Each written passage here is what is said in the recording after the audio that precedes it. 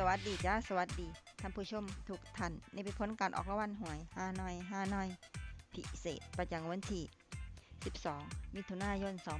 2569รางวัลเลข2ตัวรางเลขคี่ออก1313รางวัลเลข5ตัวรางเลขคี่ออก70513 70513รางวัลเลข2ตัวบนเลขคี่ออก6161รางวัลเลข3ตัวบนเลขคี่ออก561รางวัลเลข5ตัวเลขที่ออก34561นี่ก็เป็นผลออกรางวัลหวยฮานอย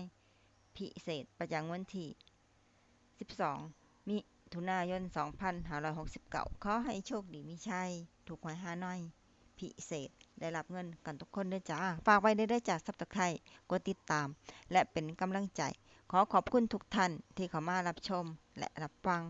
แล้วมาพบกันใหม่ในผลการออกหวยฮานอยในเวลา 18:30 น.ในฮานอยปกติสำหรับครั้งนี้ขอบคุณและสวัสดีจ้า